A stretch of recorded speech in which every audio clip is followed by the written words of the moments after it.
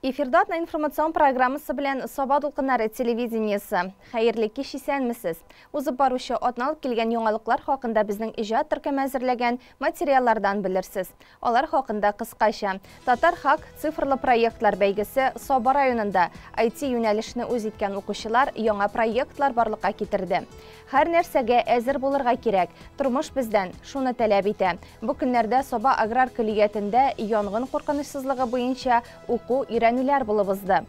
Илебезнең батыр егет кызлары һөнәри бәйрәмен билгеләп үтте. 10 ноябрь полиция хезмәткәрләре көне иде. Алар безнең игътибар һәм мәрхәмәткә мохтаҗ. 13 ноябрь ак таякчыклар, ягъни сукырлар көне булачак.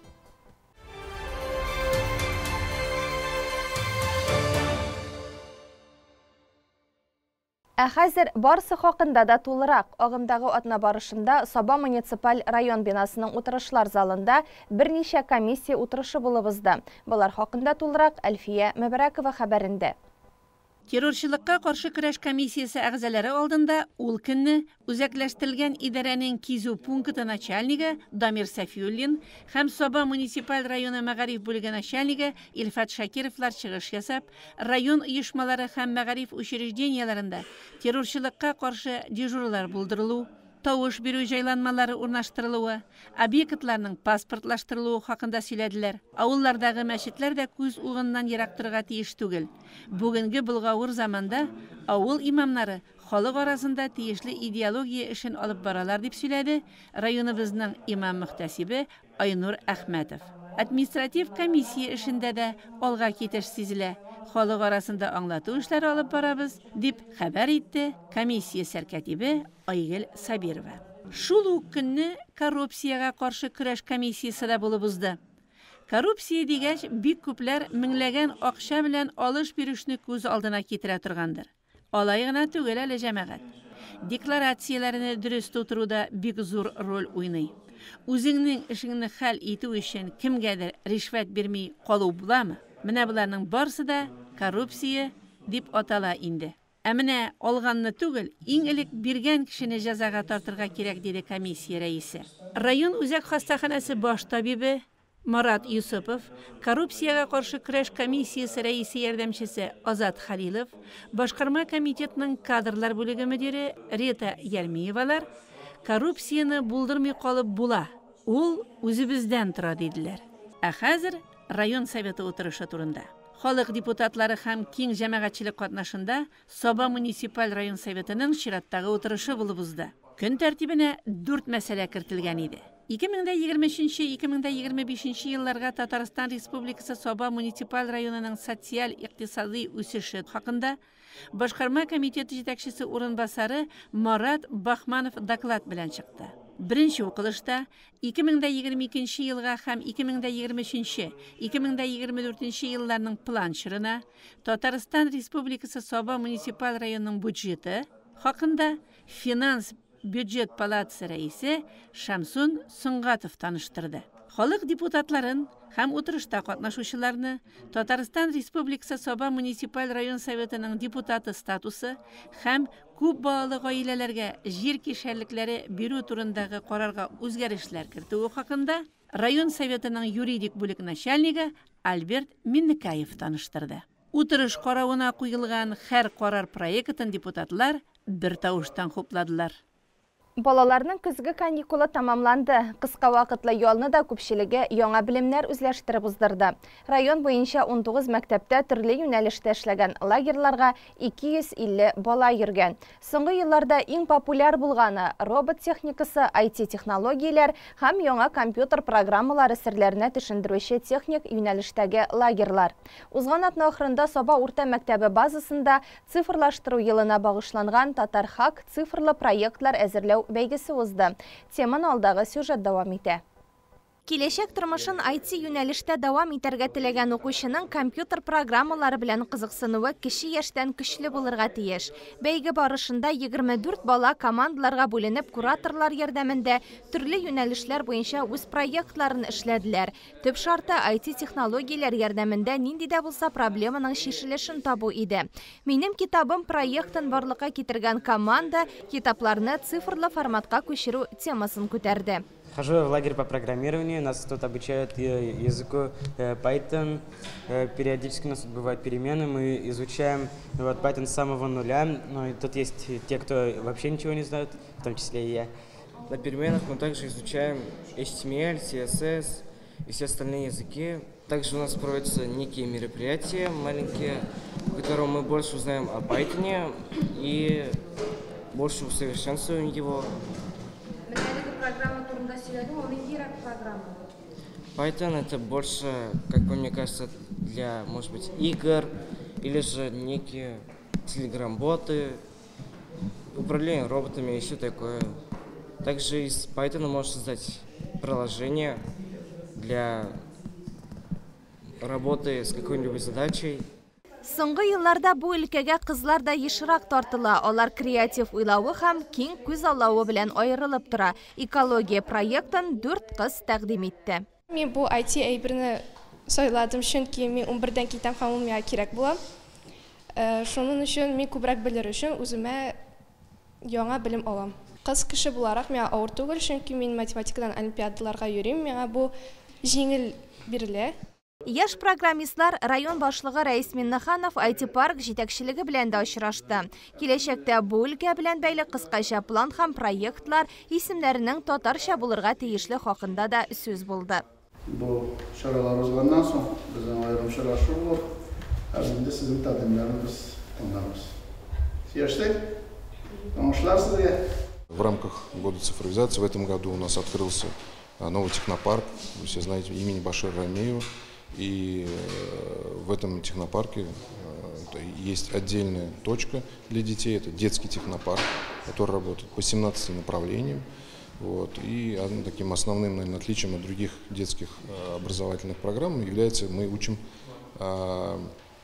технологическому предпринимательству, чтобы дети уже самостоятельно вели какие-то проекты и по результатам этих обучений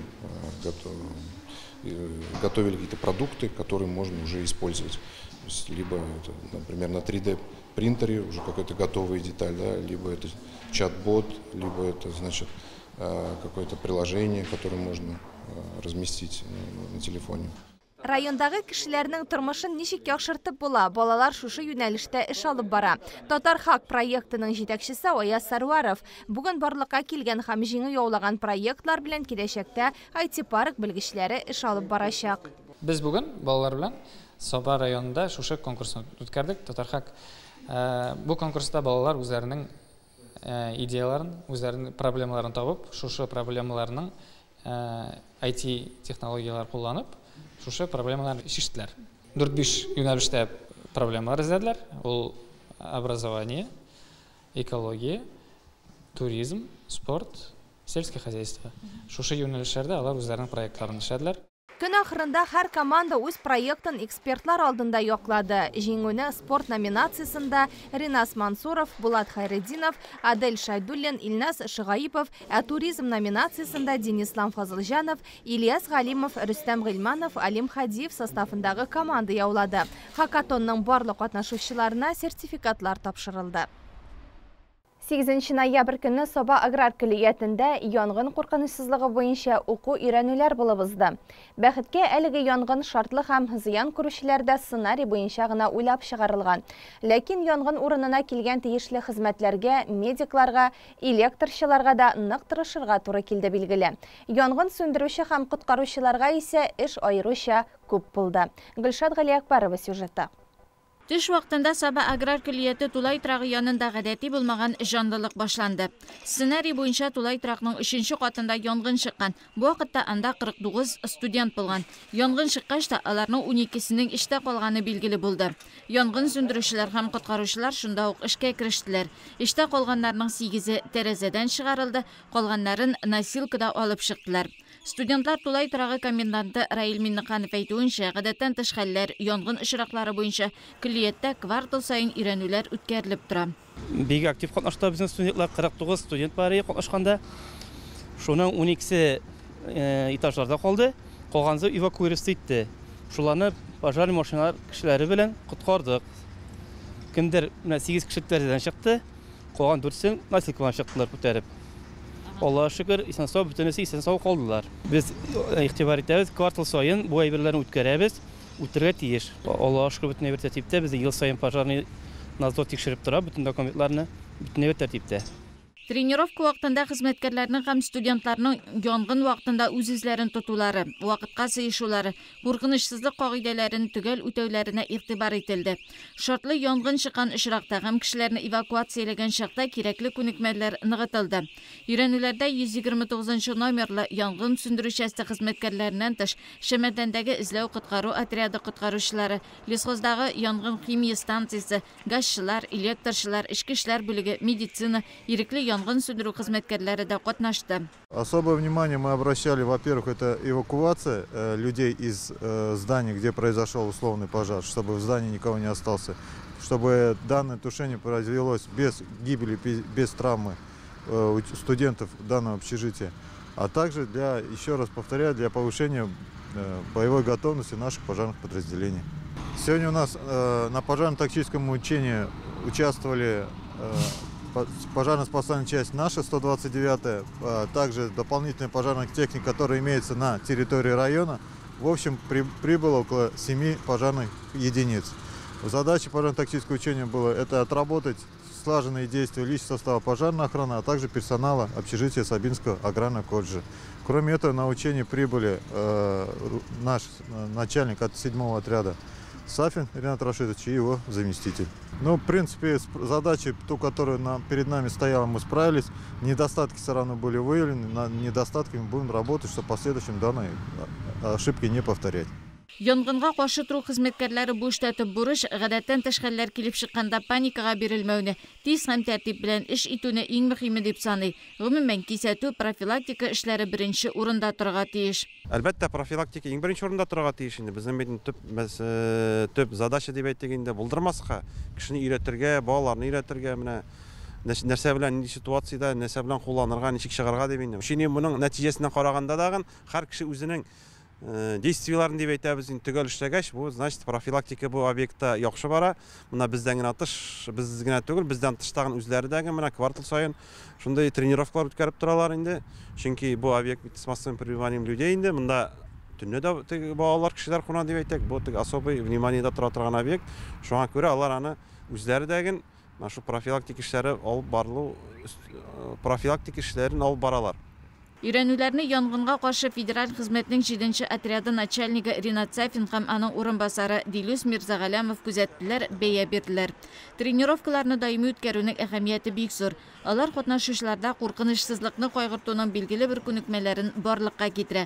Ачыкланган кимчелекләрне төзәтү исә алга таба эшне яхшырак оештыруга этәргеч булачак. Кичә Эчке эшләр системасы хезмәткәрләре үзләренең һөнәри бәйрәмнәрен билгеләде. Тормышыбыз иминлеге, көнкүреш тынычлыгы аларның хезмәте белән нык бәйле. Шөкер, районыбыз республикада тыныч төбәкләрдән санала һәм кылынган җинаятләрне ачу буенча да Эчке эшләр бүлеге соңгы елларда алдынгылар рәтендә. Агымдагы 10 айлык нәтиҗәләргә караганда районда төрле дәрәҗәдә 129 җинаят теркәлгән. Шуларның 85,16% эше ачылган. Полиция хезмәткәрләре белән Гөлназ Гатауллина аралашып кайтты. Эчке эшләр органнары хезмәткәрләре елның 365 көнендә дә хезмәт сафында. Шулай алар илебезнең, анда яшәүче халыкның тыныч яшәешен тәэмин итә. Хәтта үзләренең һөнәри бәйрәмнәрен дә алар эштә каршы ала.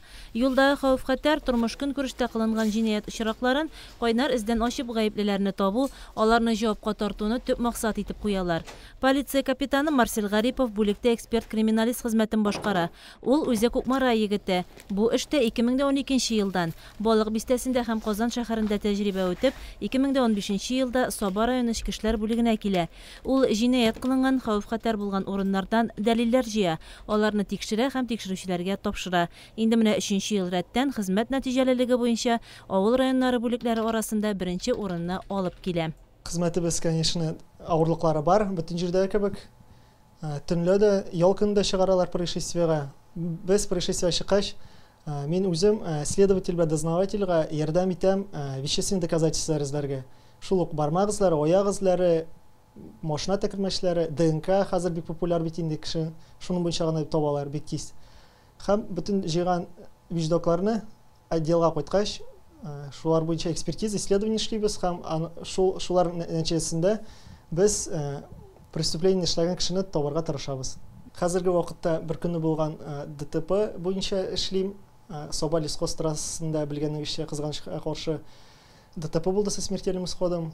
Шуның фототаблицаларын эшләп следовательгә тапшырырга кирәк була. Соңгы 10 ай мәгълүматлары буенча районда авыр җинаятьләр кылу шөкер теркәлмәгән, балык булмаганнар арасында да тынычлык саклана. Юл транспорт хәрәкәте очраклары да кимегән. Әмма бу ел 10 шундый хәлакәт теркәлгән. Шуларда кызганычка каршы бер кеше хәлак булган. Наркотик матдәләрнең законсыз әйләнеше белән бәйле 3 җинаятьче тоткарланган. Төп юнәлешләр буенча без инде республикада иң алдынгылар рәтендә барабыз. Әгәр инде соннарга киләбез икән, шушы 10 айда 129 җинаять теркәлде. Аның ачылышы 85,6%. Бу яхшы саннар. Шул вакытта әйтеп үтәсем килә, менә шушы елда, шушы быелгы елда үтерүләр, авыр тән җәрәхәте ясаулар, бу инде шәхескә каршы булган җинаятлар, көчләүләр бөтенләй теркәлмәде. Әмма ләкин кызганычка каршы экономик җинаятлар, бигрәк тә мошенниклар белән бәйле җинаятлар артты. Әмма ләкин без шушы җинаятларны барысында да вакытында җиңеп, аларны судка җибәреп, тиешле җәзасын аларга җибәреп барабыз эшләрне. Бу инде безнең милиция хезмәткәрләренең, полиция хезмәткәрләренең генә эш нәтиҗәләре түгел. Бу уртак нәтиҗә, чөнки без нык таянабыз үзебезнең администрациягә, җәмәгать оешмаларына, халыкка таянабыз. Бездә халык бик актив, битараф түгел булган тәртип бозуларга.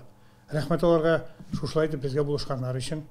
Һөнәри бәйрәм тәбрикләүләр сездә булмай. Республиканың эчке эшләр органнары хезмәткәрләрен бәйрәмнәре белән видеоэлемтә аша Татарстан Республикасы Президенты Рөстәм Миннеханов, Татарстан Республикасы эчке эшләр министры Виктор Хохорин да котлады. Татарстанда оператив вазгыять тотрыклы санала. Бу сезнең улы хезмәтегез нәтиҗәсе дип билгеләп үтте Хохорин. Личный составка үз рәхмәтләрен белдереп, Саба районы эчке эшләр бүлеге җитәкчесе Васил Исмәгыйлов аерым хезмәткәрләргә Россия эчке эшләр министрлыгының яхшы хезмәт өчен дигән 1-нче, 2-нче, 3-нче дәрәҗәдәге медальләрен тапшырды. Сәйдәш Латипов бу системада 26 ел хезмәт куя. Ул җәмәгать тәртибен саклау буенча җитәкче урынбасары вазифасында. Хезмәтендәге уңышларын бәяләп, Сәйдәш Латипов Татарстан Республикасы эчке эшләр министрлыгының мактаулы хезмәткәре дигән күкрәк медале белән бүләкләнде. Бүгенге көндә Дөрестан районында бик күп направлениеләр буенча профилактик эшләр алып барыла. Булмаса инде парение безопасность дорожного движения, ул булмаса инде шушы вак җинаять эшләүчеләр белән һәм инде административ правонарушение ясаучылар белән аларга карата безнең сотрудниклар бик күп күләмдә профилактик эшләр алып баралар. Аның шушы категориясенә карап инде алар белән и урыннан тикшерәләр, эш урыннарына барып тикшерәләр һәм инде аларны кабат җинаять ясамау өчен һәм инде кабат административ правонарушение, административ хокук бозмау өчен үзләренең эшләрен кертәләр инде. Район башкарма комитеты җитәкчесе Марат Ишниязов та хокук сакчыларының хезмәтенә зур бәя бирде. Үз эшләренең осталарына Саба муниципаль районы почет грамотасы, Саба районы башлыгының рәхмәт хатын тапшырды. Шулай ук 23 ел гомерен эчке эшләр бүлегендә шофер хезмәтенә багышлаган Ленар Маликовны тантаналы шартларда бүләкләр тапшырып лаеклы ялга озаттылар.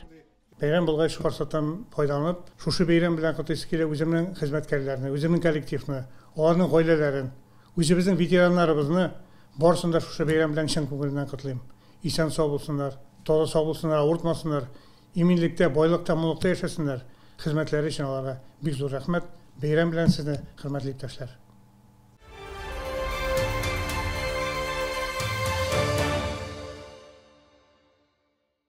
Кимчелекле, кимсетелмәгән булырга тиеш. Районыбызда эшләп килүче Бөтен Россия Сукырлар җәмгыятенең Саба җирле оешмасы шундый шигар белән эшли. 13 ноябрьдә илебез буйлап күзләре күрүдән мәхрүм булганнарны яклап ак таякчыклар көне билгеләнә. Шул уңайдан без Аккүл Бигәнәй авылыннан Әхмәт Галим Миннәгалиев янында булып, аның турында программабызга хәбәр әзерләдек. Тулырак Райла Галявина сөйли. Бүтін Россия Суқырлар жәмғиятының Соба жерлі үйішмасы Көкмара, Тіләші, Соба районларының көрмәүші инвалидларын бірләштірә. Андый кемшілеклі кішілерібіз береде үз хукукларын яклап, реабилитация курсларын жайға салып, түрлі спорт чараларында катнашу юлламалары алып, үз эшчәнлекләрен көйләп алып баралар.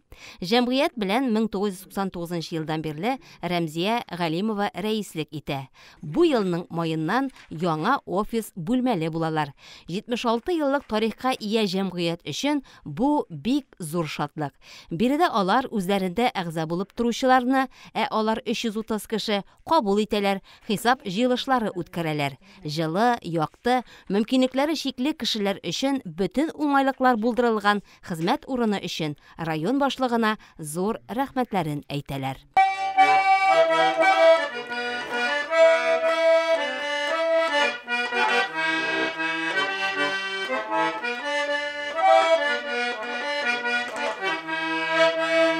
Томанлы көннәрен Әхмәтгалим Миннегалиев менә шулай гармун тартып, якты, моңлы, җырлы итә. Аккүл Бигәнәй авылында үзе салган шушы өендә ялгызы яши. Кайчандыр балалар шаушуыннан гөрләп торган нигез бүген инде тынып калган. Фирүзә, Альберт, Флүзә үз тормышлары белән Казан, Казанчы Бигәнәй, Апас җирләрендә төпләнгән. 52 ел парлы гомер иткән хатыны Фатыйма моннан 3 ел элек инсульт кичереп вафат була. Әхмәтгалим абыйның сукыр булып яши башлаганына 30 елдан артык инде. Ул аны нәсел ширедә ди. Үз әти-әниләре дә бу дөньядан күзләре кырып, сукыр булып китәләр. Күз вакыйгалары аның 1989 елда башлана. Машинада барган вакытта кич белә барадык без яңа авылга апаянна. Барган вакытта миңа кисәк кенә карыйм айга. Ай гөлгән багаш шикелле. Кыргым чәчәкле урта чәчәк.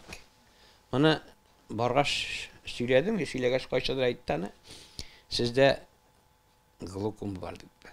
Шуны тикшертә башладым мин.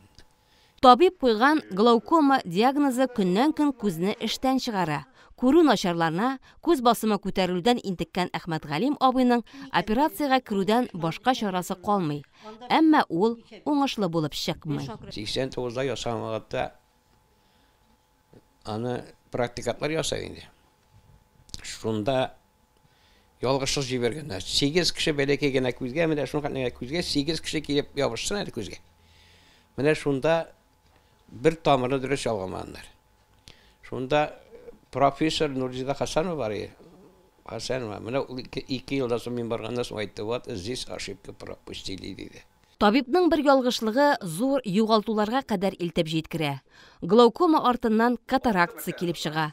Бу сул күз шулай итеп 7 операция кичерә. Күз басымы 57-гә кадәр күтәрелеп, шартлау куркынычы килеп туу белән, аңа кичекмәстән кабат операция ясалып, күз алына. Вакыйгалар моның белән тәмамланмый, яңа борылыш алып дәвам итә. Инде уң күздә дә үзгәрешләр башлана. Диагнозлар кабатлана, операция арты операцияләр. Бүгенге көндә уң күзедә 6 тапкыр хирургик пычак астына керә. Әхмәтгалим абый хәзергә үзенең шушы халәтенә шөкрен әйтә. Мосна субханалла, давление 18 генә 16. Давление, но күз күрмәзәк кичерәйде. Кичерәйде, хәле команда бит үстәләр. Күпме күрәсез бүгенге көндә? 30% дип әйтәм, субханалла. Үзем йөртәм бака. Менә ул нишәтеп күрсәтә инде ул 30%? 30% томанды. Томан эчендә йөрим. Менә мин син дәшә гәүдәң генә күрәм. Йөзеңне күрмим. Урамга, олы юлларга чыкканда ак таягын кулыннан төшерми Әхмәтгалим абый. Ул аның юл күрсәткече, үзен юлда саклаучы, төп ышанычы. Аспектка сызык сызылган. Минем таяк бар, Сукырлар җәмгыятеннән бирелгән таяк. Ул таяк төнлә дә күрсәтә. Бик яхшы таяк ул. Свитер шейләрмеш монда, фосфорныймыш, менә шул кыйдан барганда машинала китеп бара, пожалуйста. Күз күрми дип, кулын кушырып, төшенкелеккә бирелеп утырмый ул. Үй тирәсендә гел хәрәкәттә, үзен үзе йөртә, газ тирәсендә дә кайнаша, барысында үз уңаена җайлаштырган. Ризык әзерләүдә дә талымлап тормый. Әзерлим җаныкай, мин пешергән нәрсәне кызым кайткач шакката, синнән дә тәм пешер юк ди, җанлап икмәк әзерлим. Потому солдатта да мин әзрәк аның эшләшәләрне. Только миңа бәрәнгә су җитәдәк. Қоларға может береңеш. Менә олар. Мен бірінші орын алдым мен дәшәдә клубта да яңа алдында теге пилмәннән иде тукмашлар кисү буенча тукмашында кисәм. Пилмәндә ясыйм, бөтен пешерәм Аллага шөкер. Эшлим. Тамак эшләтәве. Хатыны вафатыннан соң Әхмәтгалим абыйның яңа сәләте ачыла. Шигырьләр яза башлый. Әмма сукыр кешегә күңелдәгене кәгазь битенә төшерү җиңелләрдән түгел. Калын кара маркер, туры юл сакларга линейка, сәгатьче лупасы, барысы эшкә җигелә. Менә шушы сәгатьче тата күлдәй ул. Менә шушыннан алып, менә шу әйтеп, элек минем менә шушында нәрсә бар иде, линейка таба алмадым. Менә шу линейканы китереп, менә мин язган нәрсә. Аны кыш кайткач, менә шуларны исправить итә. Мин әйткәндә. Менә исправить итә. Менә бит язып җибәргән, монда нәрсә бар. Менә ул синең кирегә язылган әле. Менә. Әйе. Менә шуларны исправить итә. Исправить итә, менә шушыңа күчерә, шушы дәфтәргә, менә шушы дәфтәргә язылган нәрсә бар. Да нәрсә дә бар, гәҗит язылып чыкканнар да бар, монда язылган, менә дә шигырьле язмалар бар шунда. Иҗат җимешләре хәзергә менә шулай дәфтәрләр булып туплана. Авылларга багышланганнары гәҗит битләрендә дә басыла. Илһам килгән чаклары күп. Эх, менә шул күрмәүләре. Менә яткач бик килә ул. Яткач. Уйлыйсың үзең генә бит. Менә шул вакытта. Менә булсын янда. Күзең тизгә теп куяра. Кешеләр бит менә машинада бара. Бер исенә төште, Моннан дипломын алады, нәрсә спорт нәрсәсен язып теркәп куя. Менә алар действительно алар кешеләр. Менә миннән бит ансы булмый. Язар сүз дә юк. Өйдә сөйләп торган радио һәм телевизор тугры дуслары аның. Ил көндә барган яңалыклар, вакыйгаларга битараф түгел героебыз. Көне режимлап бүленгән. Вакыты җиткәч, хәбәрләр тыңларга килеп утыра. Менә шунда утырып, менә шулай. Танымый бит бар нәрсә. Урында гаилә алгачкы. Уянда. Натан җылгандар. И күрпүн бит анча. Күргә ярамый, карарга да ярамый нәрсәгә. Бөтен Рәсәй Сукырлар җәмгыятенең Саба җирле оешмасы рәисе Рәмзия Галимова Әхмәтгалим абыйны иң актив әгъзаларының берсе булуын әйтә. Оешма эшчәнлегендә алар һәрвакыт кулга-кул тотынып хезмәт куялар. Менә шулай кулга-кул тотынышып, проблемаларны бергә хәл итеп, оешмабызда безнең проблемалар хәйран булды. Әхмәтгалим абый белән сөйләшеп, киңәшләшеп, ул проблемаларны бергәләшеп хәл итеп, 2020 елга хәтле эшләп килдек. Татарстан региональ оешмасы аның эшчәнлеген бик зур бәяләде. Грамотлар, мактау грамотлары һәм рәхмәт хатлары бирде. Мактау грамотлары, рәхмәт билгеләре, төрле исемле медальләре бик күп Әхмәтгалим абыйның. Алар барсы да аның тырыш фидакар хезмәте дәлилләре. Саба автотранспорт предприятиесендә күмәк хуҗалыкта эшләгән елларында исеме мактау такталарыннан төшми. Почетлы донор буларак та хөрмәткә лаек кеше. Үзе кимчелекле булуга карамастан, башкалар сәламәтлеген кайгыртып яши. Сәламәт булыйк, күзләрен саклыйк, авыр күтәргә тырышмагыз. Нәсел руза булса, шаста күрсәтергә тырышыгыз күзегезне. Бик читен күзсез, бик читен. Саулык зур байлык, күзләр күңел күзгесе. Һәм бу җиһанны үз төсләр шуарлыгында күрә алу әйтеп бетергесез хәзинә. Янәшәбездә яшәгән бу бәхеттән мәхрүм булучылар безгә үз кадеребезне белергә искәртә. Аларның яшәү, тормышка яраклашулары зур үрнәк булып тора. Атна информацион программасын алга таба дәвам итәбез. Әтнә районы Күшәр авылында булып үткән Асылташ фольклор этник фестивалендә районыбыздан Шәрифуллиннар гаилә ансамбле да катнашты. Алдагы сюжетыбыз киләчәк буынны милли уен кораллары аша бөек сәнгать белән кызыксындыру теләге белән янып яшәүчеләр хакында. Югары Шытсу авылыннан Шәрифуллиннар гаиләсенең сәнгать юлыннан китүе нәселдән килә. Алар авыл җирлеге, район, республикада үткәрелгән чараларда актив катнаша. Фестивальне оештыручы Мәдәният министрлыгының татар мәдәни ресурс үзәге методисты Миләүшә Насыйбуллина райондашларыбызга рәхмәт сүзләрен алдан ук әйтеп куйды. Бер генә республика күләмендә үтә торган фольклор бәйрәмнәре сездән башка үтми.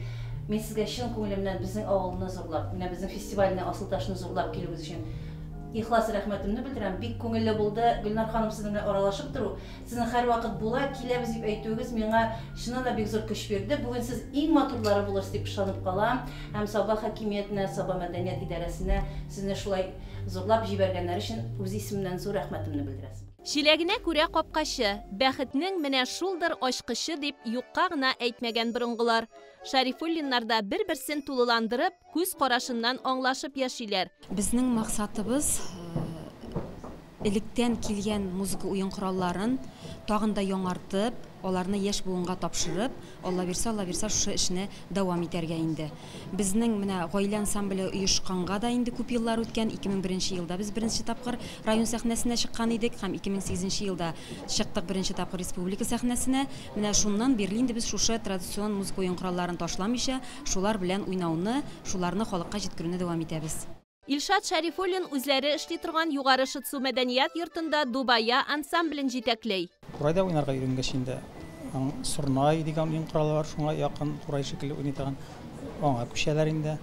Аннан соң таштан ясалган шундый уен кораллар бар, таш курайлар, алардагы да менә шул Курайда уйнарга йөргән балалар җиңел генә ул инструментларга да күчә алалар инде. Шарифуллиннар регионара, халыкара һәм бөтен Россия бәйгеләрендә Курай, Кубыз, Тальян, Таш сыбызгы, Сурнай кебек традицион уен коралларында уйнап, призлы урыннар яулыйлар. Төрле фестивальләрдә, бәйгеләрдә катнашу гел нинди дә булса яңалык кертүне таләп итә ди гаилә башлыгы. Камыл Курай ясау уе да конкурстан кайткач туган. Бу таш Курай сыбызгы мисал шундый районнан дигән үзебез ясадык. Мисында мисал Камыл Курай будай саламынан ясала, аның тавышы тоже үзенчәлекле.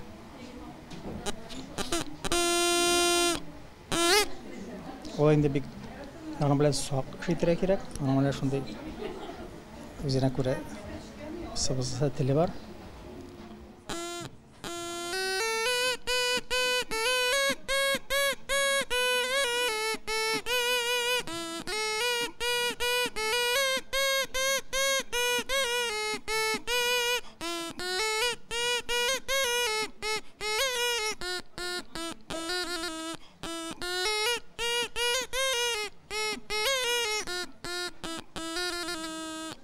Ясында ни күрсә ышканда шул булыр ди халкыбыз. Әлеге тату гаиләдә үскән балалар да үзләрен белә башлаганнан бирле сәхнәдә. Без инде 2001 елдан гаилә ансамбле булып оештык. Шул вакыттан бирле без инде 5ебез дә сәхнәдә булдык. Балалар да менә 3 яшьтән чыкты безнең кызыбыз. Улыбызга ул вакытта 5 яшь иде, әле төпчек улыбыз тумаган иде ул вакытта. Аннан соң инде төпчек улыбыз да кушылды безнең. Улы улыбыз музыкант безнең, мультиинструменталист дип әйтсәк була. Ул инде шулай ук безнең 3 балабыз да клубта, менә шул мәдәният йортыбызда оешкан Дубая балалар халык уен кораллары ансамбленә йөреп үстеләр. Шуннан инде улыбыз шул юлны дәвам итте. Хәзер шул юнәлештә эшләй. Кызыбыз инде шулай ук шушы ансамбльгә йөрде, курайларда уйнап, җырлап үсте, ләкин инде ул башка юнәлешне сайлады бүгенге көндә, ләкин шулай булса да, кирәк вакытта инде без аны гаилә ансамбленә кушабыз, шулай ук бергәләп башкарабыз. Мин Арча педагогикаятының музыка бүлегендә укыйм. Хәзерге вакытта 3нче курста белем алам. Анда мине баянда уйнарга өйрәтәләр. Үзем булай бик Курайда уйнарга яратам. Асылташ фестивалендә 13 иҗат коллективы катнашты. Арча районының Ташкешү мәдәният йорты каршында 15 ел эшләп килүче Өмме Гөлсем халык фольклор коллективы кияү мунчасы күренешен сәхнәләштерде. Коллективның уңышлары елдан-ел үсә, елдан-ел күбәя. Менә быел гына да без инде башлап җибәрдек. Балкыш фестивалендә лауреат исем алдык. Аннан соң Казансу Төбәк ара фестивалендә беренче дәрәҗә лауреат исем алып кайттык. Биектау районы Шипшык авылыннан Биектау балкышы дуэтында чыгыш ясаучы Гаилә Камалова гомер юлында җыр моңны юлдаш иткән. 10 ел машина, 12 ел трактор иярләгән ханымның күңеле күтәренке, кәефе шәп. 11 классны бетергәчтән әзрәк йырладым мин. Аннан соң киттем Таҗикстанга. Таҗикстаннан менә шушы Татарияга кайттым. Әзрәк инде менә тойларда, неләрдә җырлаштырып бирдем. Аннан инде менә бу Балкыш фестивалендә катнашып 2012дән соң мин гел шушы Балкышта һәр елны катнашып лауреат исем алдым. Этнеде гомер итүче Хәлиме апа Шакирова күп еллар Күшәр авылында шәфкать туташы булып эшләгән. Менә монда бик сөенеп, Миләүшәнең шушы асылташ нейен иештіруына бик куанып, шуны карарга килдем. Бик күңелле булырга ошап тора. Халыкның, тамашачының, аларны яратуын, аларны кабул итүен күрдем һәм бик уңайсызланып, куркып кына чакырдым. Ләкин сезнең як бит инде ул бик жайлы як, рәхәт як, кунакчыл як, һәм алар бик теләп минем чакыруымны кабул иттеләр, бүген килделәр. Нәкъ менә шушы гаиләне үзебезнең төбәктә күрсәтәсем килде. Нинди гаилә ансамбльләре бар икән безнең күршеләрдә дип, бераз көнләшсеннәр дә, бездә дә шундый гаилә ансамбльләре тусын иде дигән теләктә калам. Бүгенге көндә Шәрифуллиннар гаиләсе Нишкәбил матурлык һәм гаилә республика бәйгесенең финал турына әзерләнә. Райондашларыбызга уңышлар телибез.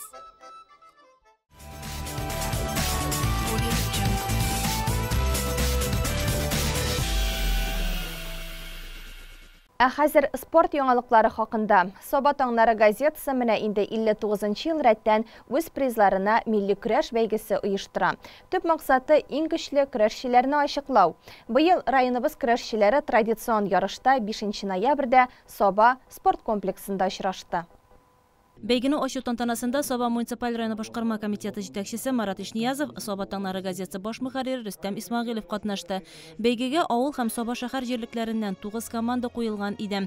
Көрәшчеләр 2 келәмдә көч сынашты. Узган бәйгедә район газетасының күчмә кубогын Соба командасы яулаган булган. Быелгысы өчен дә командалар ныклап әзерләнгән. Әлеге бәйге инде безнең 92 еллык тарихы булган Соба таңнары газетасында 59-нчы тапкыр үткәрелә. 60-нчы елларда билгеле бер сәбәпләр аркасында ул өзелеп торган, һәм инде менә үткән елда безнең пандемия аркасында без бәйгене үткәрә алмадык. Һәм быел менә кабаттан әлеге бәйгене яңартып дәвам итәбез. Әйтәсем килә, милли көрәш безнең районда әле сүрелмәгән. Яшьләребез менә яңа көрәшчеләр барлыкка килә, һаман яңара бара состав. Көрәшчеләрнең кәефләре яхшы. Инде кайберләре беренче әйләнештә үк кыска вакыт эчендә чиста җиңү белән көндәшләрен алырга өлгерде. Даими бу спорт төре белән шөгыльләнүчеләр дә берничә ел көрәштән туктап торып яңадан үз көчләрен сынап караучылар да бил алышты бу көнне. Рәмис Насыров Симет командасы өчен чыгыш ясады, 65 килограммда көч сынашты. Элегрәк мәктәптә укыганда, көллияттә укыганда шөгыльләндем көрәш белән. Соба таңнарында беренче тапкыр катнашмыйм. Күп тапкырлар катнашкан бар, призовыйларга чыккан бар. Ләкин бүген яшьләр өстенрәк булып чыкты. Яратам көрәш җамгыятлары дип әйтим. Көрәш карага йөрим. Көрәш менә бер 3-4 ел көрәшкән юк инде. Бүген авыл җирлеге башлыгы чакырды. Аңа юк дип әйтеп булмый. Сынап карага булдым әйе. Савантыйда, ул Савантыйда көрәштем әйе. Савантыйларга шундый ярышларга чыккалап торам. Шакур Менавировка 58 яшь, ул Соба шәһәр җирлеге командасы вәкиле. Яшь вакытында еш көрәшә. Бүген 75 килограммда бил алышты. Яшь вакытта көрәшкәннәрне кайта маш көнендә шушы бер искә төшереп алсам килде көрәшне. Мөхәммәдә барыбыз чакалап biraz килә, гомер бите көрәшкәч, инде элек 80-ләрдә, 80-ннан югарыда көрәшкәләгән инде. Хәзер яшь барган сай без инде хәзер. 100-гә якын көрәшче келәмгә чыкты. Алар 60-тан алып 130-дан югары үлчәү категорияләрендә үзара көч сынашты. Нәтиҗәләргә килгәндә шәхси беренчелектә җиңүчеләр һәр үлчәү категориясында билгеләнде. Пьедесталга күтәрелгән һәр призер медаль, грамота һәм истәлекле бүләкләргә ия булды. Шулай ук Соба таңнары газетасына язылу белән дә бүләкләнделәр. Төп приз күчмә кубок тимерши көрәшчеләренә насыйп булды. 2нче урынга Эзмә һәм 3нчегә Симет командалары күтәрелде. 130 килограммга кадәрле авырлыкта җиңүне Симеттән Дилүз Закиров, 130-дан югары үлчәүдә шулай ук Симет көрәшчесе Данис Закиров яулады. Хөрмәтле телевизор караучылар, безнең атна информацион программасы шуның белән ахырына якынлашты. Чыгарылышны экраннарда күрсәтелүче сылтамаша кабатлап карый аласыз. Без исә сезнең белән алдагы минутларда җырлы бүләк тапшыруында очрашырбыз. Бергә калыйк.